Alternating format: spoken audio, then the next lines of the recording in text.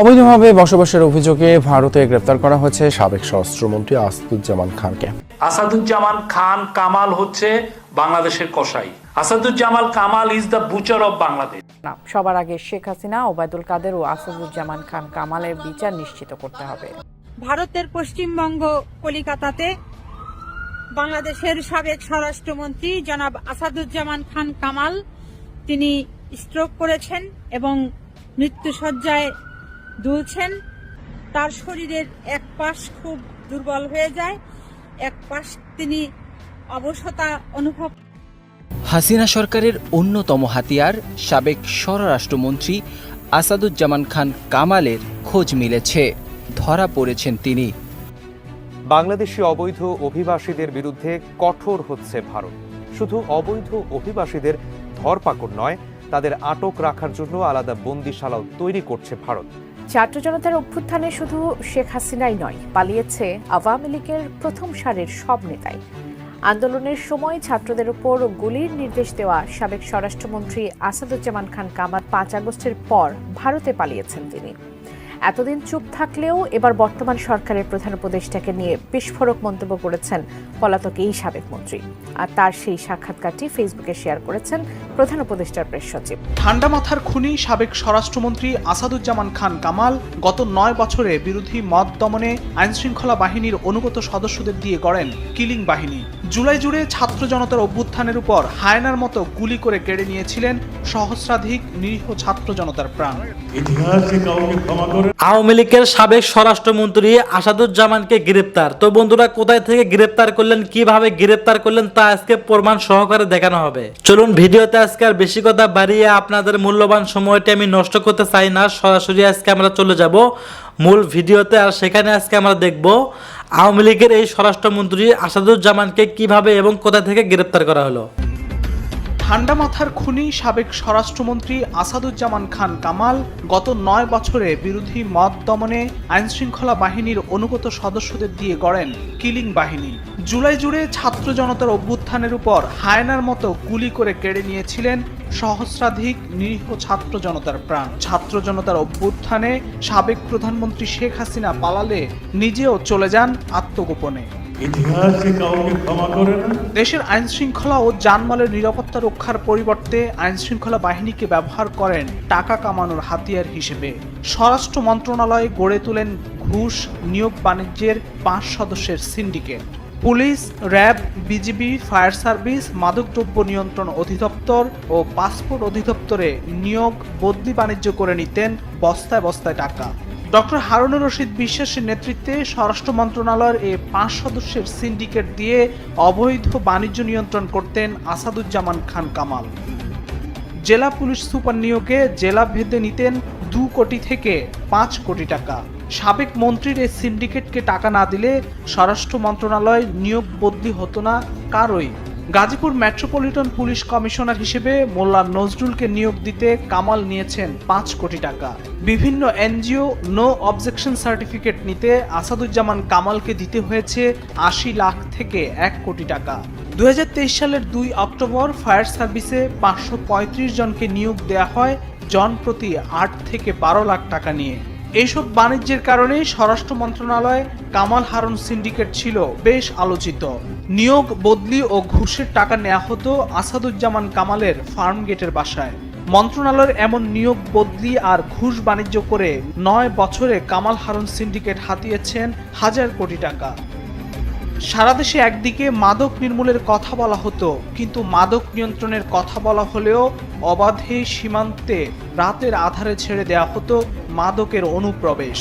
আর দেশে মাদকের 50% নিয়ন্ত্রণ করত স্বৈরাচার শেখ হাসিনার ঠান্ডা মাথার খুনি আসাদুজ্জামান কামাল। সারা দেশে মাদক ও তার সিন্ডিকেট নিয়ন্ত্রণ করে কামালের 9 বছরে আয় হাজার কোটি টাকার বেশি। আসাদুজ্জামান কামাল পাসপোর্ট অফিসে নিয়োগ বদলি বাণিজ্য থেকেও হাতিয়েছেন শত শত কোটি টাকা। এই খাতে সারা দেশে দালাল সিন্ডিকেটের নিয়ন্ত্রণও করত কামালের অনুগত কর্মকর্তারা। ছাত্র জনতার গণহত্যার মাস্টারমাইন্ড আসাদুজ্জামান কামাল নিজ সংসদীয় এলাকা কারওয়ান বাজার ও তেজগাঁ থেকে তার বাহিনী দিয়ে প্রতিদিন চাঁদা আদায় করতেন প্রায় 1.5 কোটি টাকা। চাঁদা আদায়ে পিছিয়ে নেই কামালের ছেলে শাফি মোদাস্সের জ্যোতিও। রাজধানীর ধানমন্ডি ও গুলশানে বেশিরভাগ রেস্টুরেন্টে চাঁদাবাজি করে মাস প্রতি নিতেন প্রায় 1 কোটি টাকা। শেখ হাসিনার দোসর আসাদুজ্জামান কামাল পিছিয়ে নেই দখল বাণিজ্য। রাজধানীর মণিপুরি পাড়ায় 6 নম্বর গেটের পাশে খেলার মাঠ দখল করে গড়েছেন বহুতল ভবন। একই এলাকায় সংখ্যালঘু সম্প্রদায়ের 2টি প্লট দখল করে নেন। হাতির ঝিলে মধুবাগ খেলার মাঠ দখল করে গড়েন আসাদুজ্জামান খান কামাল কমপ্লেক্স। আসাদুজ্জামান কামাল তার সময়ে দেশে গুম, খুন আর জঙ্গি নাটকের নামে বিরোধী রাজনৈতিক কর্মী ও সাধারণ মানুষ তুলে নিয়ে তার সিন্ডিকেটের মাধ্যমে হাতিয়ে নিতেন কোটি কোটি টাকা। আসাদুজ্জামান কামাল রাজধানীর বাইরেও গড়েন অটো ব্রিকফিল্ড ও কারখানা। কামাল তার 1000 কোটি টাকা বিদেশে পাচার করেছেন বলে অভিযোগ রয়েছে। তার এমন ভয়াবহ দুর্নীতির বিষয় অনুসন্ধানে নামে দুর্নীতি দমন কমিশন। জনাব আসাদুজ্জামান খান এবং তার সাথে কয়েকজন কর্মকর্তার বিরুদ্ধে দুর্নীতির অভিযোগ সংক্রান্ত একটি অভিযোগ আমাদের দুর্নীতি দমন কমিশনে এসেছে। দুর্নীতি দমন কমিশন কর্তৃক এই অভিযোগটি যাচাই বাছাই করা হয়েছে এবং প্রাথমিক কিছু সত্যতা পাওয়া গেছে বলে 5 সদস্য বিশিষ্ট একটি কমিটি গঠন করা হয়েছে। এই 5 সদস্য বিশিষ্ট কমিটি এই বিষয়টি সার্বিকভাবে অনুসন্ধান করে দেখবেন। স্বৈরাচার সরকারের সেকেন্ড ইন কমান্ড আসাদুজ্জামান কামালের বিরুদ্ধে তদন্ত করে দ্রুতই আইনের আওতায় আনা হবে বলে জানালো দুদক। পতিত শেখ হাসিনা সরকারের দাপুটে স্বরাষ্ট্রমন্ত্রী ছিলেন আসাদুজ্জামান খান কামাল। বর্তমানে ভারতে অবস্থান করা আওয়ামী লীগের এই শীর্ষ নেতা সেখানকার সংবাদ মাধ্যম ইন্ডিয়ান এক্সপ্রেসকে দেয়া সাক্ষাৎকারে ছাত্র জনতার অভ্যুত্থানের পূর্বাপর সহ নানা ইস্যুতে কথা বলেছেন। স্বীকার করে নিয়েছেন গোয়েন্দা ব্যর্থতার কথা, পাশাপাশি সেনাপ্রধান ওয়াকারুজ্জামানের প্রতিশ্রুতি ভঙ্গের কথাও জানিয়েছেন। ইন্ডিয়ান এক্সপ্রেসকে দেয়া সাক্ষাৎকারে সাবেক স্বরাষ্ট্রমন্ত্রী আসাদুজ্জামান খান কামাল জানান, 4 আগস্ট মধ্যরাত পর্যন্ত তিনি প্রধানমন্ত্রী শেখ হাসিনার সঙ্গেই ছিলেন। পুলিশ প্রধান এবং সেনাপ্রধানও সেখানে ছিলেন। সেনাপ্রধান ওয়াকারুজ্জামান সবার সামনেই শেখ হাসিনাকে যে কোনো মূল্যে সুরক্ষা দেওয়ার প্রতিশ্রুতি দিয়েছিলেন। আলাদাভাবে একই প্রতিশ্রুতি দিয়েছিলেন স্বরাষ্ট্রমন্ত্রীকেও, কিন্তু পরে ঘটেছে তার উল্টোটা। পুরো ঘটনার পেছনে গোয়েন্দাদের বিশাল ব্যর্থতা ছিল বলে স্বীকার করে নিয়েছেন সাবেক স্বরাষ্ট্রমন্ত্রী। সাক্ষাৎকারে তিনি জানান, ইচ্ছাকৃত হোক বা অন্যভাবেই হোক, গোয়েন্দাদের বিশাল ব্যর্থতা ছিল। সেনাবাহিনীর বিশেষ গোয়েন্দা ইউনিট ডিজিএফআই সরাসরি প্রধানমন্ত্রীর কাছে রিপোর্ট করে থাকে। এছাড়া জাতীয় নিরাপত্তা গোয়েন্দা সংস্থা এবং পুলিশের গোয়েন্দা বিভাগও প্রধানমন্ত্রীর কাছে রিপোর্ট করে। সেসব রিপোর্টের সারসংক্ষেপ আসে স্বরাষ্ট্রমন্ত্রীর কাছে। রিপোর্টগুলোতে সরকার উৎখাতের বিষয়টি জোরালোভাবে ছিল না। দলের সভাপতি শেখ হাসিনার সঙ্গে যোগাযোগ হচ্ছে কিনা এমন প্রশ্নের জবাবে আসাদুজ্জামান খান কামাল জানান, তার সঙ্গে দেখা করতে পারছি না, তবে ফোনে যোগাযোগ হয়। সার্বিক বিষয় নিয়ে তিনি কথা বলছেন, দিক নির্দেশনা দিচ্ছেন, অভয় দিচ্ছেন। দ্রুতই এই সংকট থেকে উত্তরণ ঘটানো সম্ভব হবে বলে বিশ্বাস করেন শেখ হাসিনা।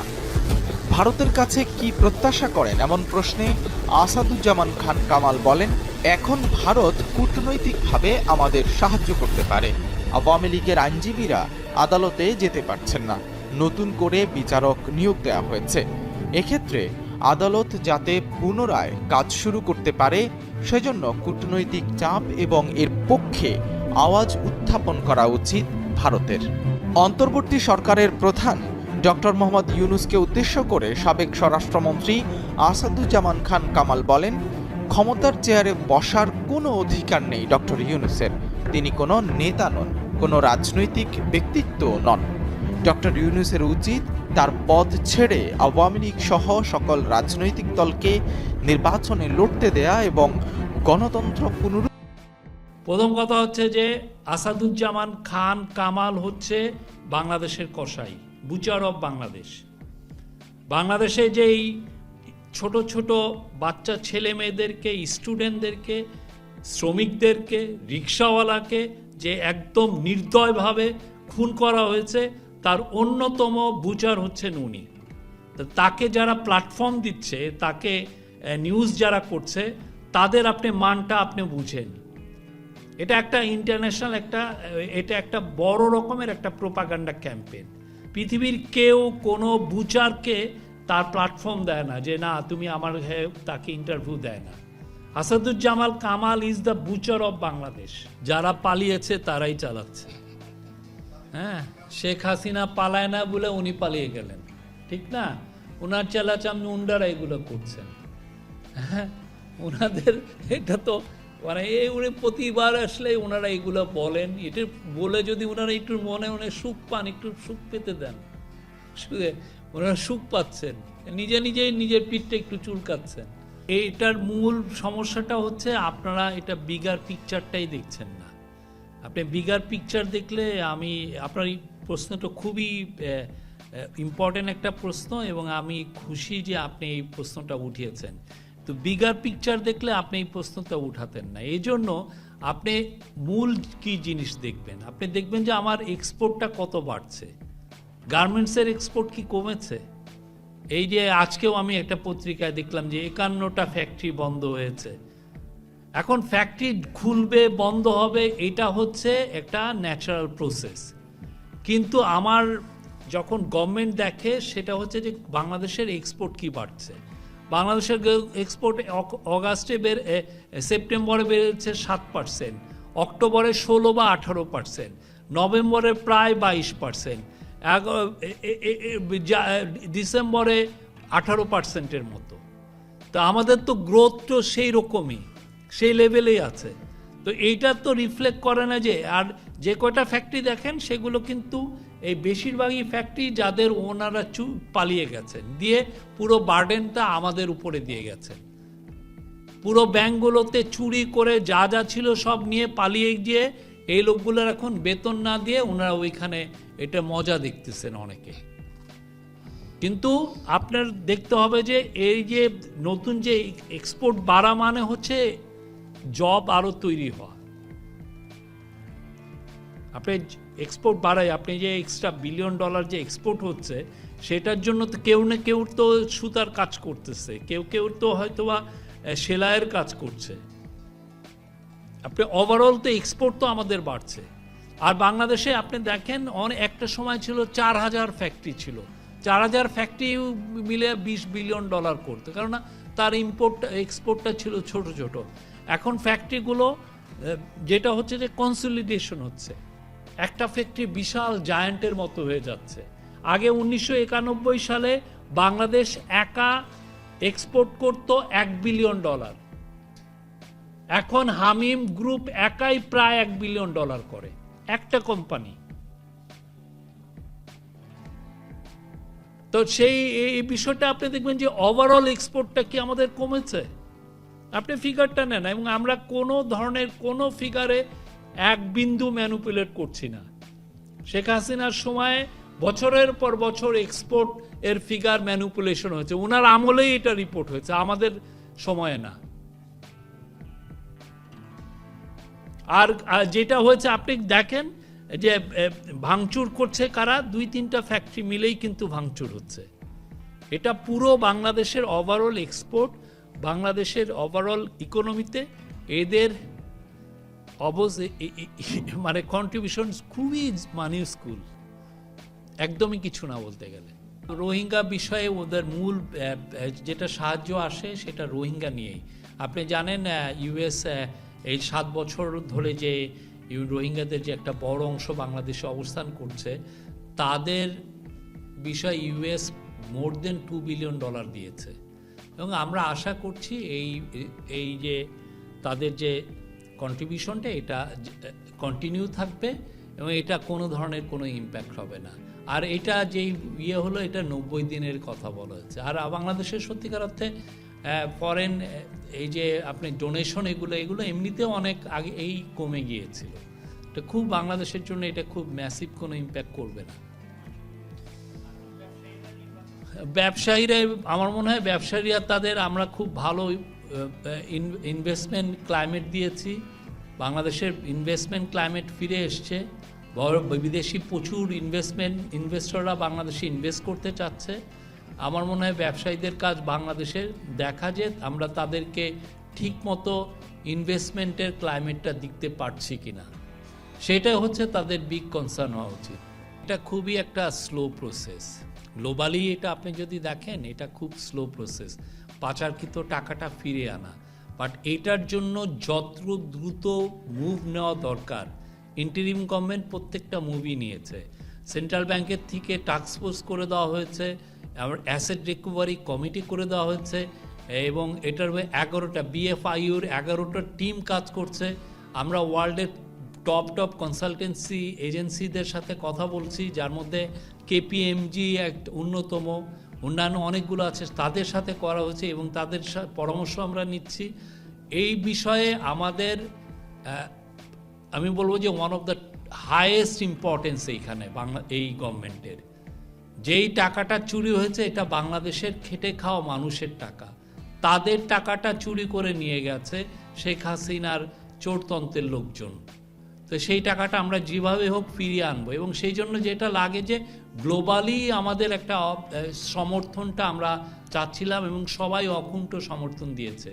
এই টাকাটা তো আমাদের এখান থেকে নিয়ে গেছে, এবং অনেকটা টাকা যেটা হয়েছে যে কিছু কিছু ডেভেলপ কান্ট্রিতেও গেছে। এই যে মানি ট্রেলটা বের করা, কোথায় কোথায় টাকাটা গেল, কিভাবে গেল, কোন নামে নিয়ে গেছে, বা ওইখানে যে কি অ্যাসেট তৈরি করা হয়েছে কিনা, ওইখানে যে ওই টাকাটি দিয়ে কি কি অ্যাসেট তারা কিনেছে। তো এই পুরো জিনিসটা জানতে হবে, পুরো ডিটারমাইন করতে হবে, ট্রেলটা দেখতে হবে, এবং এইটা নিয়ে পুরো এটা একদম খুব আমাদের একটা টপ প্রায়োরিটি। নাহলে প্রফেসর ইউনূস যখনই ইন্টারন্যাশনাল টপ লিডারদের সাথে কথা বলছেন, এই বিষয়টা উনি তুলছেনই। এই বিষয়টা বারবার ওনার কথা এসছে। এই টাকাটা বাংলাদেশের খেটে খাওয়া মানুষের টাকা। এই টাকাটা যেভাবেই হোক ফিরিয়ে আনতে হবে। তো এটা আমরা আমাদের সর্বোচ্চ এফার্ট দিয়ে এই কাজটা আমরা করছি, ইন্টারিম গভর্নমেন্ট করছে। ওনার বক্তব্যটা আমাকে একটু পাঠায় দেন, আমরা এটা দেখব। মাজারের ব্যাপারে আমাদের অবস্থান স্পষ্ট এবং খুব ক্লিয়ার। এটা বাংলাদেশের মাজারের যে একটা পার্ট অফ বাংলাদেশের ট্র্যাডিশন কালচার, এবং এটা অনেকে বাংলাদেশের প্রচুর লাখ লাখ জনগণ মাজারে যান। আমরা তাদের রিলিজিয়াস বিলিফকে সম্পূর্ণ অনার করি, এবং যারা মাজারে অ্যাটাক করবেন তাদের ব্যাপারে আমাদের জিরো টলারেন্স। কোনো ধরনের কোনো মাজারে অ্যাটাক আমরা টলারেট করব না। আপনারা জানেন কয়েকদিন আগে এই যে মুন্সিগঞ্জে কয়েকটা জায়গায় হয়েছে, এবং আমি আজকে এই জন্য চিফ অ্যাডভাইজারের প্রেস উইং থেকে কিন্তু আমরা স্টেটমেন্ট দিয়েছি। 3 জন অ্যারেস্টেড হয়েছে, আর যারা যারা জড়িত আমরা তাদেরকে অ্যারেস্ট করার করছি। প্রথম কথা হচ্ছে যে আসাদুজ্জামান খান কামাল হচ্ছে বাংলাদেশের কসাই, বুচার অফ বাংলাদেশ। বাংলাদেশে যেই ছোট ছোট বাচ্চা ছেলে মেয়েদেরকে, স্টুডেন্টদেরকে, শ্রমিকদেরকে, রিক্সাওয়ালাকে যে একদম নির্দয়ভাবে খুন করা হয়েছে, তার অন্যতম বুচার হচ্ছেন উনি। তো তাকে যারা প্ল্যাটফর্ম দিচ্ছে, তাকে নিউজ যারা করছে, তাদের আপনি মানটা আপনি বুঝেন। এটা একটা ইন্টারন্যাশনাল এটা একটা বড় রকমের একটা প্রোপাগান্ডা ক্যাম্পেইন। পৃথিবীর কেউ কোনো বুচারকে তার প্ল্যাটফর্ম দেয় না, যে না তুমি আমার তাকে ইন্টারভিউ দেয় না। Asaduzzaman Kamal is the butcher of Bangladesh. আমরা যারা যারা গুজব ছড়াচ্ছে তাদের বিষয়ে তো আমরা, যদি এটা আইনের ব্যর্থ হয়, অবশ্যই সেই ক্ষেত্রে আইনের এই আওয়ামী লীগের ব্যাপারে 24 ঘন্টাই যদি আপনি অ্যালার্ট না থাকেন, এবং 24 ঘন্টার 24 ঘন্টাই থাকতে হবে, মানে একটা সেকেন্ড আপনি ফাঁক দিবেন, ওই এক ফাঁকের মধ্যে সে কিন্তু এসে সর্বনাশ করে দিবে।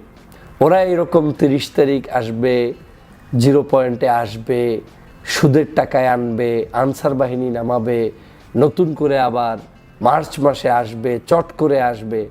এই সব কিছুর পিছনে কিন্তু তাদের আশার একটা গন্ধ পাওয়া যাচ্ছে। ওদের গর্তে পালানো নেতাদেরকে গর্তের মুখগুলো একটু বন্ধ করে দেই, যাতে ওই গর্ত থেকে শ্বাস প্রশ্বাস ছেড়ে বাংলার বাতাসকে দূষিত করতে না পারে। হঠাৎ করে আওয়ামী লীগের বিভিন্ন পেজে ভারতীয় গণমাধ্যমগুলোতে আওয়ামী লীগের নেতাকর্মীদেরকে আবার উজ্জীবিত করার জন্য চেষ্টা চালিয়ে যাচ্ছে। পার্শ্ববর্তী দেশ থেকে তারা বিভিন্ন ধরনের বার্তা পাঠাচ্ছে বাংলাদেশে, যে আগামীর বাংলাদেশে আওয়ামী লীগ আবার ফিরে আসবে। হ্যাঁ, আওয়ামী লীগ ফিরে আসবে, তবে গর্ত থেকে তারা এই মেসেজগুলো দিচ্ছে যে ফিরে আসার মেসেজ। তাদের চেহারা সুরাত দেখানো যাচ্ছে না, ভিডিও কনফারেন্সে তারা কথা বলে না, অডিও দিয়ে কিংবা কোনো একটি স্টেটমেন্ট দিয়ে তারা তাদের মন্তব্য বক্তব্য উপস্থাপন করে। আমরা সাম্প্রতিক সময়ে নতুন করে আবার শুনলাম 26শে মার্চ, এই মার্চ মাসকে টার্গেট নিয়ে তারা বাংলাদেশে প্রবেশ করতে চায়। এমনকি সেই জায়গায় আমরা টার্গেটের মধ্যে দেখলাম সাবেক স্বরাষ্ট্রমন্ত্রী আসাদুজ্জামান কামাল, তারপর বেশ কিছু সিনিয়র মন্ত্রী, এমপি, সাবেক যারা আওয়ামী লীগের নেতা, তারা বিভিন্নভাবে মন্তব্যে চলে আসা শুরু করেছেন। তার মধ্যে অন্যতম মুক্তিযোদ্ধা বিষয়ক মন্ত্রী আকমা মোজাম্মেল, তারপরে আপনার আওয়ামী লীগের সাবেক যুগ্ম সাধারণ সম্পাদক মাহবুবুল আলম হানিফ সহ বিভিন্ন নেতারা এই বক্তব্য দিচ্ছেন। আমার কেন জানি মনে হচ্ছে একটি সিন্ডিকেট তারা যে কোনো উপায়ে এই মানুষগুলোকে দেশ থেকে যখন বের করে দিয়েছে, একটা লম্বা মাস্টার প্ল্যানে পার্শ্ববর্তী দেশের একটি পরিকল্পনায় এই মানুষগুলো কোনো না কোনো জায়গায় একটি ষড়যন্ত্রের মধ্যে ঐক্যবদ্ধভাবে কোনো একটা প্রচেষ্টা অব্যাহত রাখার চেষ্টা করে যাচ্ছে। বাংলাদেশের জনগণ ওনাদেরকে যখন এই দেশ থেকে বিদায় করেছে, এটা একেবারেই জনগণের ক্রেডিট। এখানে কোনো ধরনের আমি, আপনি, আমরা এই অবদান নাই। সমগ্র বাংলার জনগণ ওদেরকে এমনভাবে বিতাড়িত করেছে যেটা ওরা এক্সপেক্ট করতে পারে নাই, ওরা ভাবতেও পারে নাই যে এভাবে পালিয়ে যেতে হবে। 5ই আগস্টের পূর্বে ওরা কোনোদিন এটা ভাবতে পারে নাই। আপনি দেখেছেন যে কামাল সাহেবের একটা ইন্টারভিউ দেখলাম, 5-6 তারিখ পর্যন্ত উনি সম্ভবত বাংলাদেশেই ছিলেন, তারপরে উনি পার্শ্ববর্তী দেশে গিয়েছেন। তো এই মানুষগুলো এখন ওই দেশে বসে বসে নতুন নতুন নীল নকশা আঁকছেন।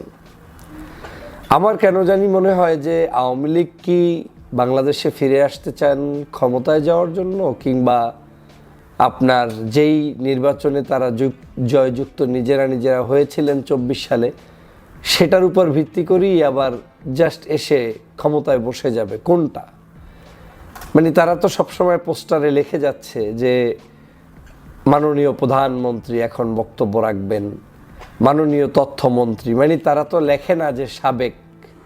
তো তার মানে কি দাঁড়াচ্ছে, তারা কি শুধু একটু ভ্যাকেশনে গিয়েছেন, সাডেনলি তারা বাংলাদেশে মুভ করবেন, করে এখানে আবার যার যার মন্ত্রণালয়ে সে বসে যাবেন। শেখ হাসিনা একটি বিশেষ আইন প্রণয়ন করে বলবেন যে বাংলাদেশে এই যে এতদিন পর্যন্ত যারা অন্যায় অবিচার অত্যাচার করেছে তাদেরকে জুলুম ফাঁসি দিবেন, এই তো।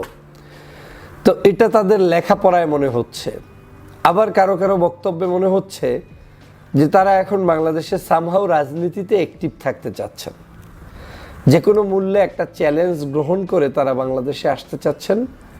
সেক্ষেত্রে দুটো জিনিস হতে পারে। একটা হতে পারে আগামী দিনের বাংলাদেশে যারা রাষ্ট্র ক্ষমতায় আসবেন, ভারত হয়তো তাদেরকে বুদ্ধি দিচ্ছে যে আমরা তাদেরকে ম্যানেজ করে দিব, যে এমন কোনো বিচার তোমাদের জন্য করবে না যেই বিচার করলে তোমরা একেবারে ধ্বংস হয়ে যাবা। তাদেরকে আমরা বুঝাবো যে তোমরা বাংলাদেশে টিকে থাকা তাদের জন্য জরুরি।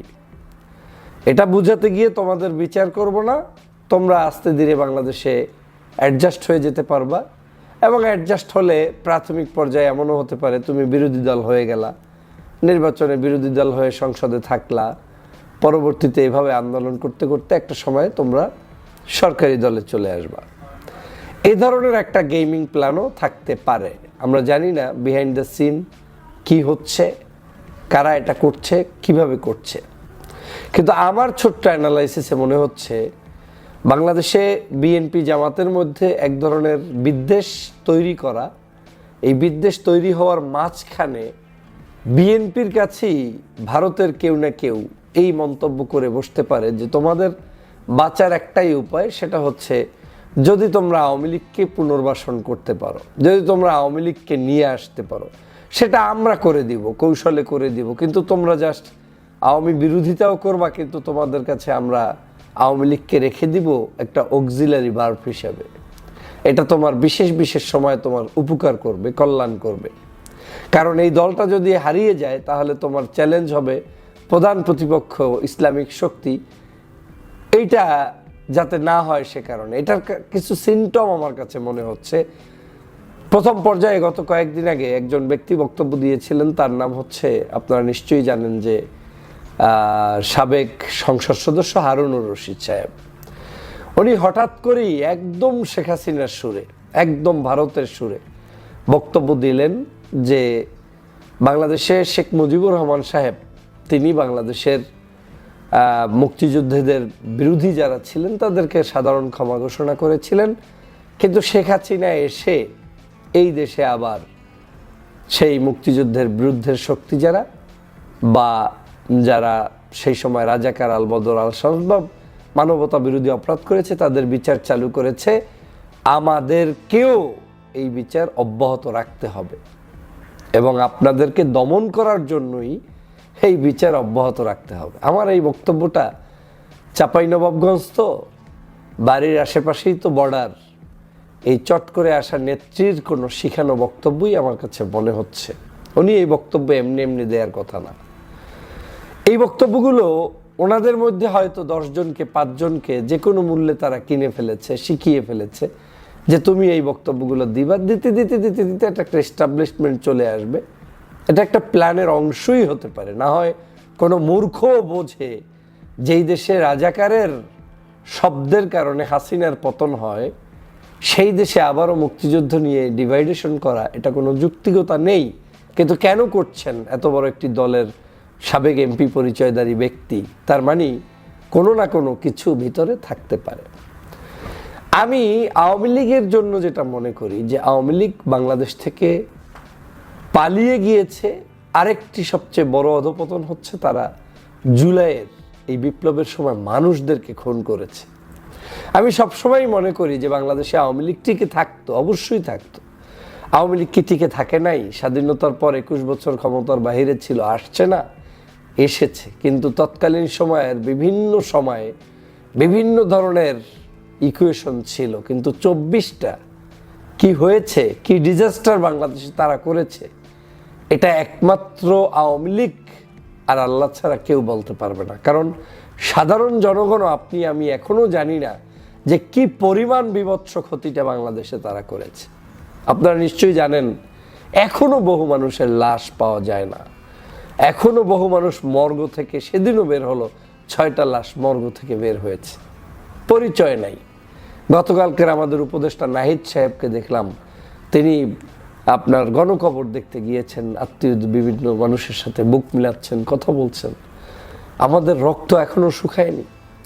সেই দেশে এখনো আওয়ামী লীগ এসে গর্ত থেকে বের হয়ে হুসহাস ফুসফাস ছাড়ছে, তারা রাজনীতিতে ফিরতে চায়। শোনেন, আওয়ামী লীগ একটা জিনিস ভালো করে জানে, সেটা হচ্ছে মিথ্যা তাদের একটা সম্বল।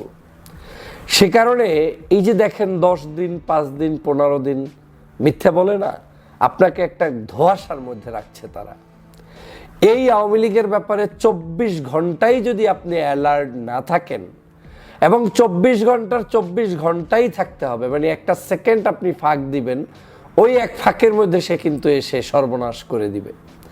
কি কারণে করবে দেখেন, ওই যে বলে 0 পয়েন্টে আসবে, ওরা জানে ওরা আসতে পারবে না, আসবে না, কিন্তু ওরা এটা বলে বলে ওরা আপনার এই গ্রাউন্ডটাকে ওদের মতো করে একটু সাজাচ্ছে, মানে একটু ওয়ার্ম আপ করছে, মানুষদেরকে একটু নাড়াচাড়া দিচ্ছে। যেমন গতকালকে বললো যে ইনুস সাহেব পালিয়ে গিয়েছে, এই করেছে।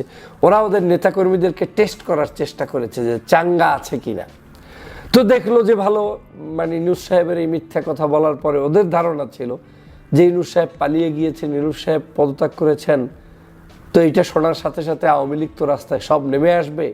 হাজার হাজার আওয়ামী লীগের নেতাকর্মী যখন নেমে পড়বে, হুট করে যদি একটা সিচুয়েশন এমন করা যায় যে হুরহাঙ্গামা বেঁধে যাবে, বাদলে পট করে সেনাবাহিনী ক্ষমতা নিয়ে নেবে, এরকম একটা মাস্টার প্ল্যান নিয়ে কিন্তু তারা সেখানে কথা বলেছে। আমার যেটা মনে হচ্ছে না হয় কোনো রিজন নাই। আমি গতকালকার একটা ভিডিও দিয়েছিলাম, সেখানে তারা বারবার বলছে যে ইউনূস সাহেব পদত্যাগ করছে, যমুনা টেলিভিতে কথা হয়েছে, এদিকে সমন্বয়কটা পালাচ্ছে, সেনাবাহিনী রাতের মধ্যে ক্ষমতা নিতে পারে। কোনো সাবজেক্টের সাথে কোনো কাজের কোনো মিল আছে? নাই। তারপরেও কেন বললো? এটাই হচ্ছে তাদের একটা প্ল্যান। তারা এটা করে করে টেস্ট করছে। হ্যাঁ, কিছু কিছু জায়গায় একদম সেটা ভাঙ্গা যেভাবে বলে না মানুষ, সেটা খেয়েছে। যেমন ইউনূস সাহেবের পদত্যাগ শুনে অনেকে মিছিল করতে বের হয়েছিলেন, তারা ইতিমধ্যেই শ্রীঘরে চলে গিয়েছেন এবং ভবিষ্যতেও যারা তাহাজ্জুদের সময় মিছিল টিছিল করছেন তারা এরকম করে যাবেন। তবে বাংলাদেশের জনগণের জন্য যে কাজটি আমাদের রয়েছে সেটা হচ্ছে, ওরা এরকম 30 তারিখ আসবে, 0 পয়েন্টে আসবে, সুদের টাকায় আনবে, আনসার বাহিনী নামাবে, নতুন করে আবার মার্চ মাসে আসবে, চট করে আসবে। এই সব কিছুর পিছনে কিন্তু তাদের আশার একটা গন্ধ পাওয়া যাচ্ছে। তারা আসার জন্য উন্মুখ হয়ে বসে আছে এবং তাদের ফাঁদে পাড়া দিয়ে বাংলাদেশের রাজনৈতিক দলগুলোর যে কেউ যদি কোনো বড় ধরনের ভুল করে, তারা তাদের দলের জন্য যেমনটা করবে, দেশের জন্য তেমনটা করবে। দেখেন, 2001 সালের পরে, 6 সালে ক্ষমতা বিএনপি হারানোর পরে এই বাংলাদেশে 28শে অক্টোবর থেকে শুরু হয়েছে জামাত শিবির নিধন, এরপরে শুরু হয়েছে বিএনপির নেতাকর্মীদেরকে নিধন, কওমিদেরকে নিধন, এমনকি সর্বশেষ চরমনাই পর্যন্ত নিধন কার্যক্রম শুরু করেছে এই আওয়ামী লীগ। অতএব এই আওয়ামী লীগ বাংলাদেশে এটা ভালো করে জানে যে আবার আসবো, আবার 15 বছর জুলুম অত্যাচার করেই আমাকে থাকতে হবে, কাউকে চান্স দেয়া যাবে না, দিবে না। হ্যাঁ, কিছু মানুষকে দিবে যারা তার দালাল, যারা বিএনপি করবেন কিংবা জামাত করবেন কিংবা আরেক দল করবেন, কিন্তু যদিও মনে করে যে তাকে আমি কিনে ফেলতে পারবো, তাকে হয়তো সে স্পেস দিলেও দিতে পারে। তো সেই জায়গা থেকে আমাদের সতর্ক হতে হবে। মার্চ মাসে না আগামীকাল না আজ রাত জাতির এ ব্যাপারে ঐক্যবদ্ধ হতে হবে যে আওয়ামী লীগকে যে কোনো মূল্যে বাংলাদেশের প্রশ্রয় দেয়া যাবে না। এটা বাংলাদেশের স্বার্থে, স্বাধীনতার স্বার্থে এবং স্বাধীনতার সর্বমত্ত রক্ষার স্বার্থে। আমি তো মনে করি আগামী 3টি নির্বাচন আওয়ামী লীগের সাথে কথাই বলা উচিত না, কেউ বলা উচিত না। যারা তাদের পক্ষে স্টেটমেন্ট দিবে তাদেরকে প্রত্যাখ্যান করা উচিত। আসুন আমরা দেশকে গঠন করি, দেশের ফ্যাসিবাদী এই শেখ হাসিনার সকল ষড়যন্ত্র রুখে দিতে ঐক্যবদ্ধ হই এবং ওদের গর্তে পালানো নেতাদেরকে গর্তের মুখগুলো একটু বন্ধ করে দেই, যাতে ওই গর্ত থেকে শ্বাস প্রশ্বাস ছেড়ে বাংলার বাতাসকে। ধন্যবাদ প্রিয় দর্শকবৃন্দু, আমাদের ফুল ভিডিওটি দেখার জন্য আপনাকে জানাই অসংখ্য অসংখ্য ধন্যবাদ। তো বন্ধুরা, এতক্ষণ যে ভিডিও ফুটেজগুলো দেখলেন তা নিয়ে আপনাদের কি মন্তব্য অবশ্যই কমেন্ট বক্সে কমেন্ট করতে ভুলবেন না। আর হ্যাঁ, আওয়ামী লীগের এই স্বরাষ্ট্রমন্ত্রী আসাদুজ্জামানকে নিয়ে আপনাদের কি মন্তব্য সেটাও কিন্তু কমেন্ট বক্সে দেখতে চাই। এমন নিত্য নতুন আপডেট খবর সবার আগে পেতে চাইলে এখনই আমাদের এই পিচ্চি সাকিব ইউটিউব চ্যানেলটি সাবস্ক্রাইব করতে ভুলবেন না। ধন্যবাদ।